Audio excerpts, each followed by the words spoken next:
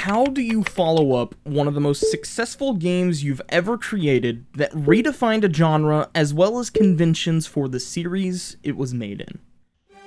That was the million-dollar question Nintendo had to ask themselves when creating Tears of the Kingdom, and after playing the game for myself, I think the answers they came up with are absolutely fascinating, both from a design perspective and also just a "that's really freaking cool" perspective. 6 years is a long time between two releases, especially for something that's a sequel, running on the same hardware with the same art style. So the types of changes that are bound to happen with a title like this are very different than making a new game altogether. You're building upon the same core foundation rather than starting completely from scratch. This isn't the most uncommon thing in the industry or anything, but it is somewhat new for Zelda. We've had a sequel before, in the form of Majora's Mask and Ocarina of Time. However, that scenario was also completely different.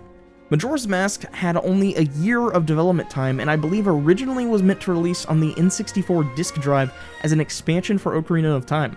But that thing bombed harder than the Ouya, if that tells you anything. I bet some of you didn't even know about this thing, did you? Yeah, Nintendo wanted their cake and to eat it too, so they tried to slap a disk drive on the bottom of the N64 to compete with the PS1. That didn't really work out. Going back to Tears of the Kingdom though, I decided I wanted to review it. It's a little early to call it a retrospective, but this video is basically that. Less of a should you play it, and more of just my complete thoughts about the game. But to properly accomplish this task, I feel like I needed to go back, if only briefly, to Breath of the Wild, because these games are two sides of the same coin, simultaneously almost identical, but also wildly different from one another. So this review is going to be in parts. How many parts? I have no idea. I haven't thought that far ahead yet. But for this part, I wanted to go over the mechanical differences between both games, how Link has grown in the past 6 years, and how he interacts differently with the world around him. So, let's rewind a bit.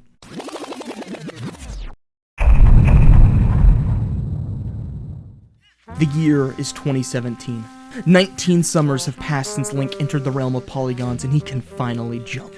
The winds of change are strong, and he's ready to take flight. Link has always had a pretty standard movement kit in all of his games, and it never really changed much. Move, attack, use items, eventually he got a backflip and even a sprint button. Breath of the Wild was much the same, but added a lot of pretty powerful things to Link's toolkit, as well as completely changing the sandbox he plays in. Now, he can climb almost any surface, pick up and throw any weapon dropped by enemies, stop certain things in time, parry attacks, glide across the world. The possibilities just go on and on. A lot of items from the older games were also either turned into weapons that you could find in the world or replaced by the Sheikah Slate runes. Look, I don't want to spend too long recapping a 6-year-old game, but these changes and additions did a lot to expand the possibilities of your gameplay, giving players options to how they want to approach things. Need to light something on fire for a puzzle? Well, you've got choices. Fire arrows, flint and wood, normal torches, elemental weapons. If you can find something to create the fire, it'll work. This applies to all of the different elements and systems in Breath of the Wild. Metal and water conducting electricity, ice melting from any source of heat. The possibilities are very large, creating a really consistent sandbox that rewards player ingenuity and allows for more unique or nuanced designs for puzzles or other aspects of the world. And I loved this a lot. It was one of, if not my favorite part about the game. Tears of the Kingdom took this base and broke the laws of the universe with it. I honestly didn't think that was possible, but here we are. They completely outdid themselves. The Sheikah Slate is gone. Now you have a funny green little arm that lets you do a bunch of new things. Ultra Hand is literally Magnesis from the first game, but with way further enhanced functionality, and I really like how powerful such a simple change is. Now, you can move anything, not just metal objects, even spin it around or attach it to literally any other item. Or create contraptions to crucify Koroks. Magnesis was already a really powerful tool, but Ultra Hand is just 10 times better. I have much more to say about it, but we'll come back to that in a bit because it's honestly a small part of a much bigger picture. And then there's Fuse, and oh my god, I love Fuse. This one singular ability would have been enough to warrant a massive update or DLC on its own in my opinion, because it changes the way you play the game so much. First playthroughs, repeat playthroughs, it doesn't matter. Fuse lets you attach items to equipment. Any equipment. The fact that you can just attach literally anything to your weapons, shields, or arrows has so many different gameplay implications. I don't even know where to start, but I'm gonna do it anyway. Breath of the Wild already had an absurd amount of materials, from food to monster parts, ore and guardian materials, bugs, plants. It was a lot. Mostly used in crafting or trading to NPCs for upgrades or something. They were definitely useful to have, but it was also really basic at its core. There wasn't really a lot of insane depth there. You can make food, elixirs, upgrade your armor, and so on. It was effective, but simple. Tears of the Kingdom basically tripled the uses for all of these items, gave them unique effects when fused, added more items, and completely changed the weapon system, and even tried rectifying the issues people had with weapon durability in the first game with Fuse. For context, most of the weapons from Breath of the Wild have returned, but during the upheaval, the big event at the beginning of the game that changed the world of Hyrule completely, gloom spread across the land and deteriorated them, making them visibly and physically weaker. With Fuse, you're encouraged to constantly be picking up new weapons and fusing them with anything around you to strengthen them and increase that durability. You can use boxes, other weapons, fruit, stones, anything, but the main source of power comes from monster parts and other powerful materials. You can see they have a set amount of fuse damage. Fuse that to an item and it gets that damage bonus. Did you find a stick on the ground? Well, if you attach that with a bokoblin horn, it gets a pretty beefy upgrade for a stick. This applies to every weapon and every material. Any of them can be fused, and there's even a new class of monster parts that's primarily used for improving weapons and giving massive damage increases, or even changing the way a weapon will act. A Lynel horn can give you a massive damage spike, but a Fire Lazal horn can also turn your weapon to a flame-aspected one. Even bosses and world bosses have received benefits from this system. Boss materials. Taluses will drop stone hearts you can fuse to weapons, and each type of talus has a different type of heart. And since it's a massive material, whatever weapon you attach it to becomes a sort of hammer, great for breaking through enemy armor or rocks and ore deposits. Lizalfo tails can be used to turn your weapon into sort of a hybrid whip, giving you some extra range on your attacks. Or, like topaz, rubies, sapphires, and opals are now magic aspected, so if you want a fire rod, put a ruby on it. Shock, go for topaz. Ice and water, sapphire, and opal are your go-to. It doesn't even matter what you stick it to. This flexibility and creativity are incredibly satisfying to experiment with, in my opinion. And these are just options for your normal weapons. You can also attach any item in your inventory to your arrows, and you bet they have their own uses and effects. Key size for homing arrows that aggressively track their targets, and if they're elemental, they receive that effect as well as the bonus damage.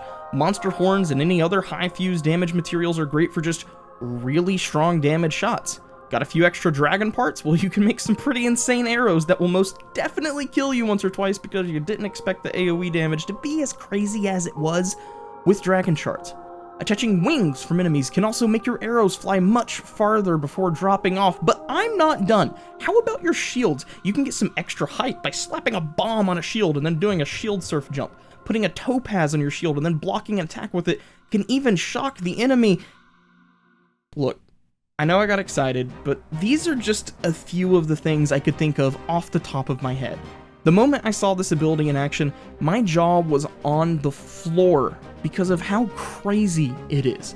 It's hard to put into words how much this changes everything, because it causes multiple gameplay loops to start feeding into each other.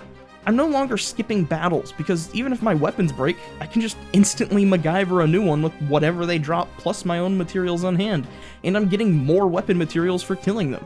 I'm encouraged to chase after certain enemies if I want certain materials as well, not only just for upgrades, but also for combat. Not to mention seeing these wild, literally monstrous weapons Link is wielding is fun unto itself and exponentially increases the possible unique weapon combinations. Like, look at this thing. Even if it didn't do anything, just combining things like this is entertaining on its own. Now, you might be asking yourself, how this addresses the problem a lot of people had with weapon durability in Breath of the Wild. I mentioned that earlier, right? And for me, it's because of the flexibility. I don't have to have, say, a flame sword now if I want one, or a weapon with fire damage. I can just fuse anything fire-related, for example. And the durability itself gets increased on top of that. I don't have any solid numbers to compare to Breath of the Wild's weapon durability, but on the surface at least, it feels like it lasts longer. Although that depends on the weapon and material used, it just gives you far more options to get what you want, so it doesn't feel as bad to lose what you have, if that makes sense. Okay, but that's enough about Fuse for right now. There's literally dozens upon dozens of materials and weapon combinations, and if I don't stop myself, I could literally just gush about it forever. So yeah, Fuse is awesome, 10 out of 10. Moving on to our next ability in Link's arsenal, Recall. Recall is sort of like Stasis's cousin from Breath of the Wild. So in Breath of the Wild, you could use stasis on certain enemies to freeze them in place, or even beat them up a bunch to build up a ton of potential energy and send them flying. Recall, on the other hand, lets you rewind time on a specific object, but you can also cancel it at any time, and there's no big cooldown like stasis had. This is probably the most tame ability we have this time around, but I still really enjoy its uses and how it opens up different puzzle opportunities. That's actually going to be a big recurring theme you'll see in this review, strong abilities that open the door wide open for different puzzle solving techniques. Recall really starts showing its strength when you start to use it in weird ways, like picking up an object with Ultra Hand, dropping it from high up, and then jumping on that object yourself and recalling it to give yourself the height that the object had. You can even use it in some boss fights, like with the constructs. When you get them below half and they start flinging blocks at you, I always just hop on one and recall it. Or if you're fighting a frost GLEEOK, when it enrages and flies high into the air dropping glaciers on you, you can just climb one and recall it all the way up into the sky to reach it for an attack. Or for reaching sky islands or mountains by recalling the blocks that are constantly falling from the sky. It's got a lot of really great uses that maybe sometimes you gotta think outside the box for, be it for combat, traversal, or whatever. The same can be said for Ascend, our next new ability, and it's honestly one that I forgot I had a lot of the time. You see, Ascend lets you pass through any ceiling above you, provided it's close enough, and phase through reality to the top of wherever you are. So if you're at the bottom of a mountain in a cave, you can ascend to the top of the mountain. This works for platforms, buildings, caves, whatever.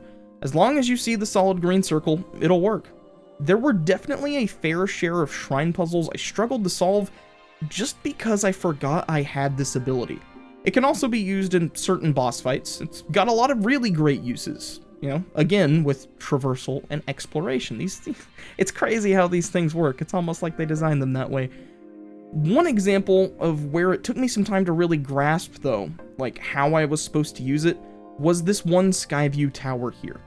You see, some of the towers have little puzzles to solve to get into them, and with this one, the door is closed shut and you can't get inside. You're given a hint to look for a certain cave nearby, but I didn't really understand what to do with that information.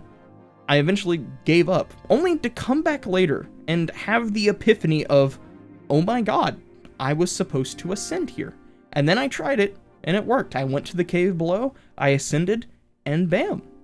I was inside the Skyview Tower, and I unlodged the door. It's honestly a perfect little microcosm of how this world is designed.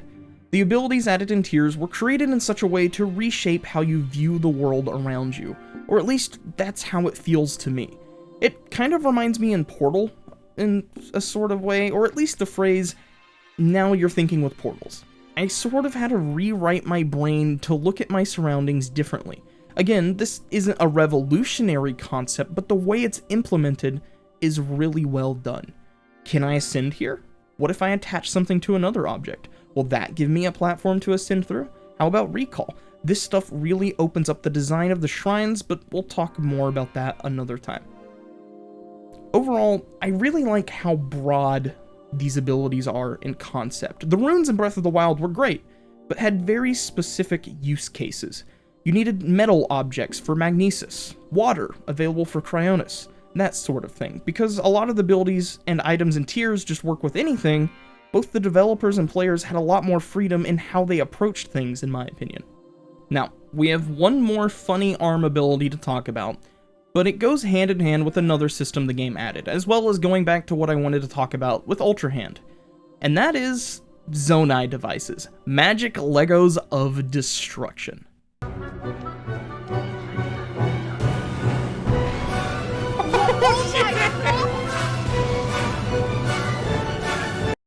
Yeah, this is gonna take a bit to talk about.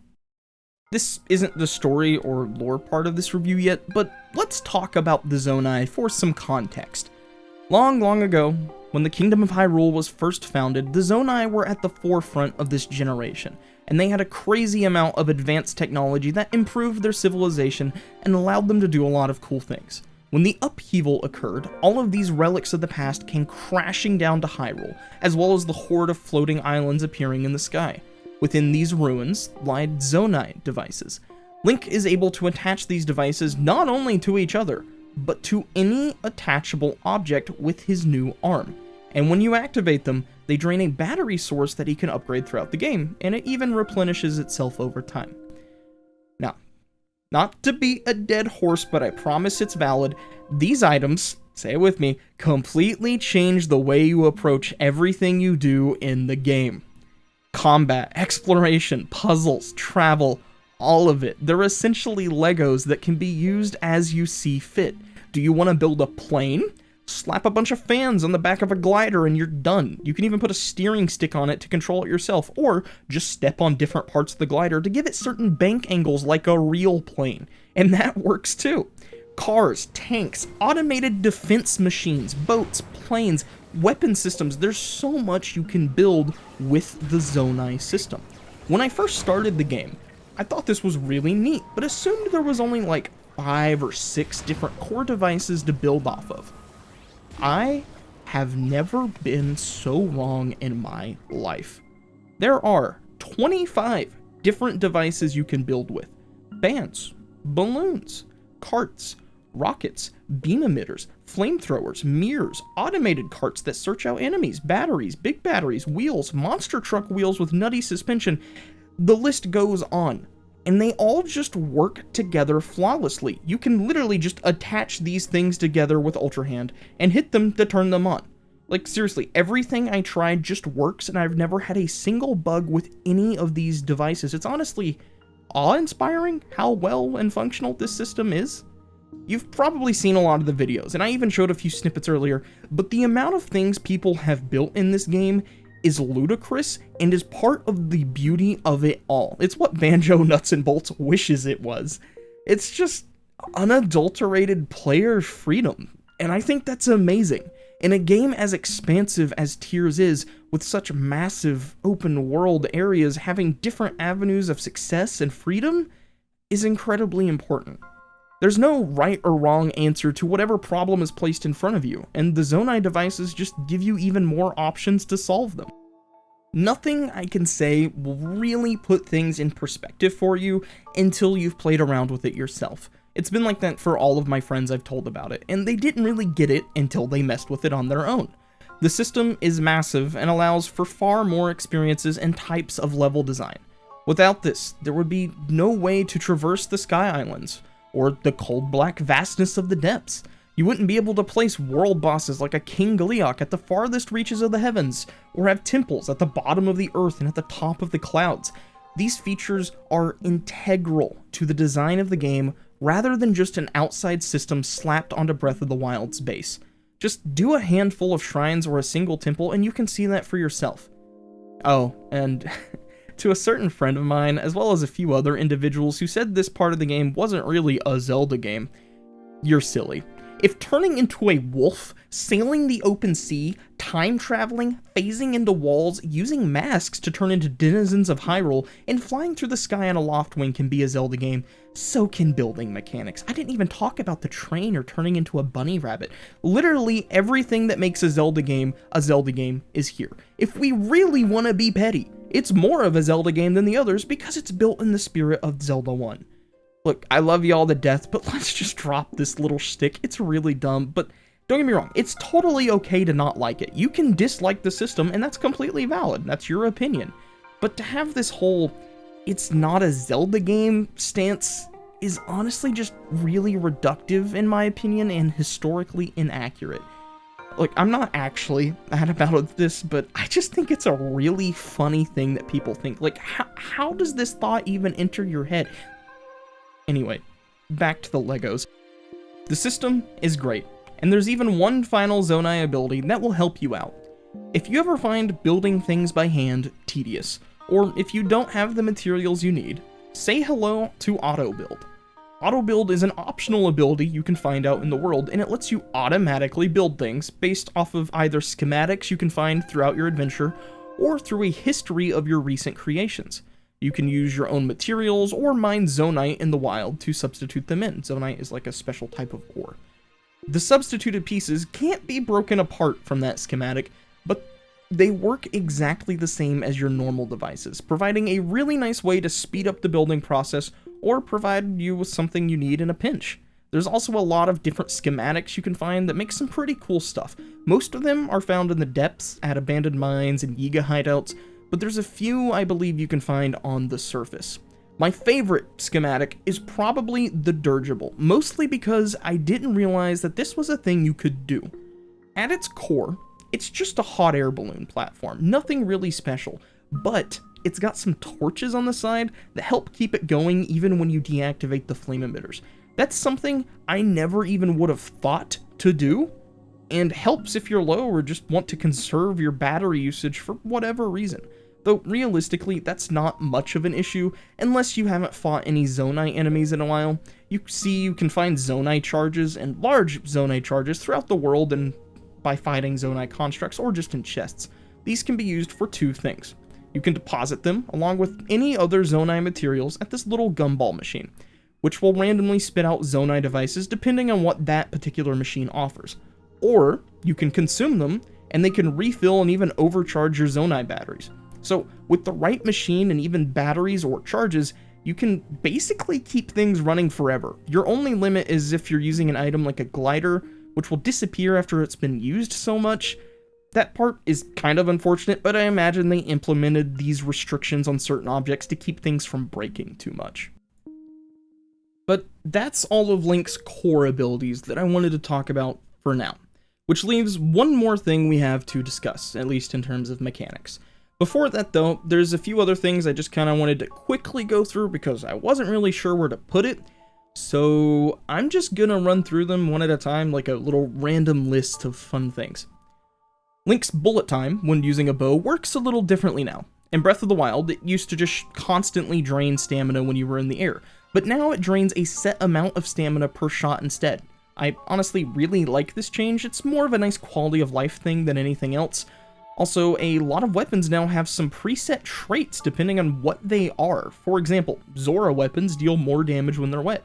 Gloom weapons deal far more damage at a base value, but drain your health as you use them. Royal weapons give improved flurry rush, that sort of thing. I really like this, and think it spices up your weapon choices. The Zonai gumball machines are really cool, and I like how each one has a different set of devices in them. It gives you a reason to prioritize certain areas and backtrack, and I really enjoy that.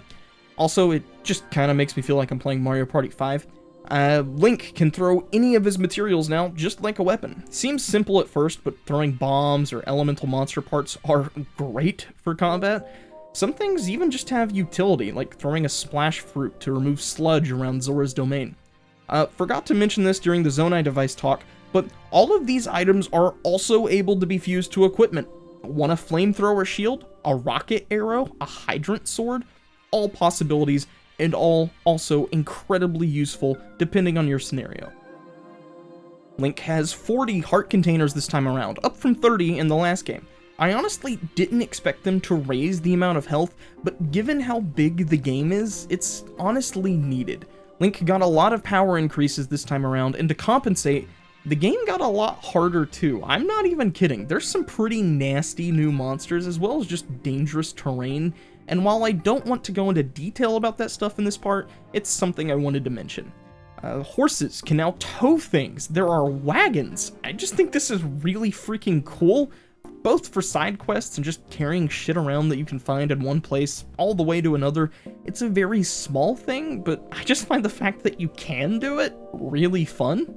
Skydiving from Skyward Sword is back, and when traversing down from the sky is a great way to save stamina, especially when you obtain pieces of the glide suit that give you better airborne directional control. It also just looks awesome.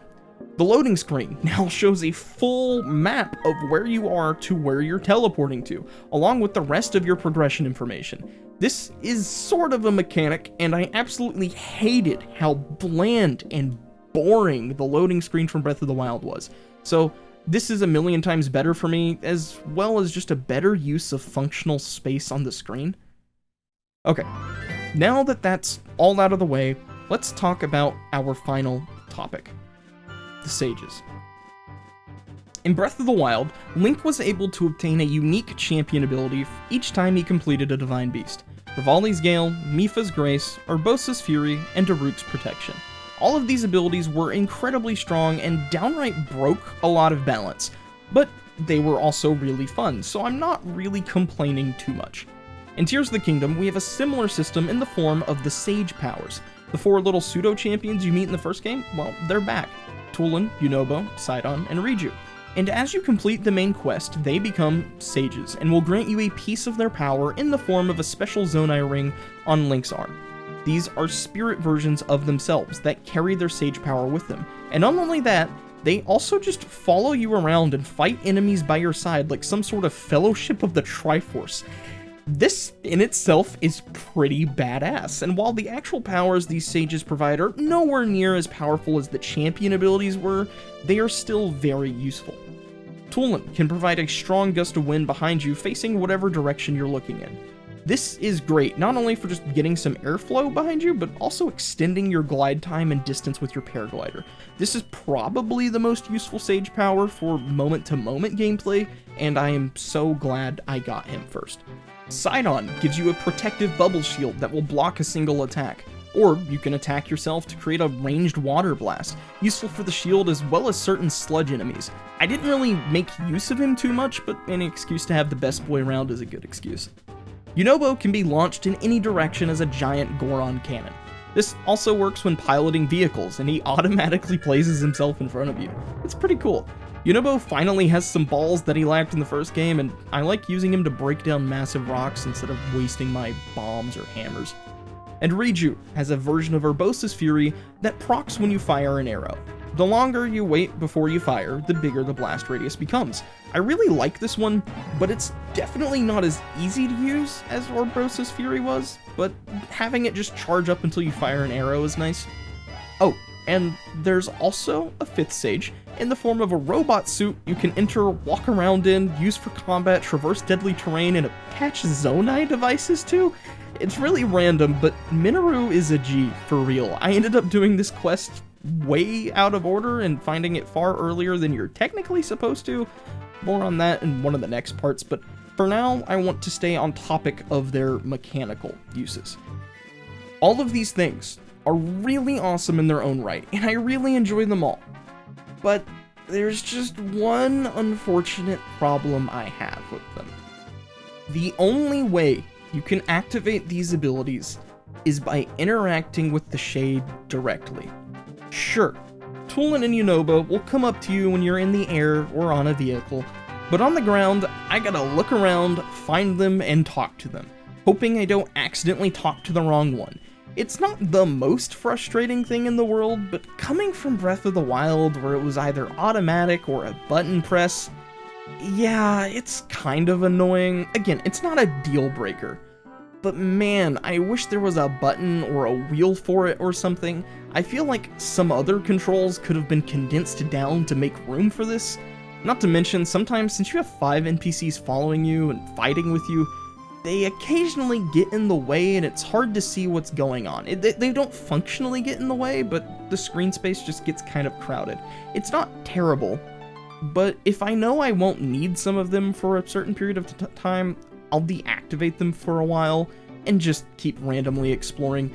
Tulin and Riju are probably my favorites, so I usually keep them on, but the others are good too, just less easy to integrate into your core loop, I guess.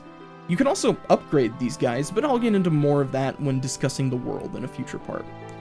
Ultimately, I think the sages are really cool and great ideas, but they're definitely a little finicky and not quite as fluid as I would have liked, perhaps. Although, that's honestly more of a nitpick than anything. I don't actually think they're a negative. Just a small blemish on something that's already really, really good. I believe that about wraps up part 1 of this Giga review. There's been a lot of massive changes to Link and everything he can do, and I think it really opened up what roads Nintendo was able to take when designing Tears of the Kingdom. For example, using the new abilities and Zonai building to create massive new sections and entire new areas of the map to explore and traverse. Everyone was curious about how they were going to handle making a game on the same map as its predecessor. Was it going to be the same? Would it feel rehashed? Will we go somewhere completely new? All of these are valid questions and concerns in my opinion. However, the mainland of Hyrule is so different from what it was 6 years ago that it feels like a brand new world. Not to mention the new additions of the Depths and the Sky Islands. Everything has changed, and the people of Hyrule have reacted to that. But that's something I'll get into in the next part. If you stuck around this long, I want to go ahead and thank you. Your time is much appreciated, and if you enjoyed the video, consider dropping a like or comment and subscribing. It keeps me motivated to keep making content, or even if you hated it, that's fine too. Drop a dislike and yell at me in the comments. Tell me what I did wrong. We even have a Discord if you want to keep up with whatever I'm doing. The link for that will also be in the description. I'm a little sporadic with my content and interests, but I'm always making something, so there's that. But that's all the time I have for today, though. Stay positive, my friends, and I will see you in part 2.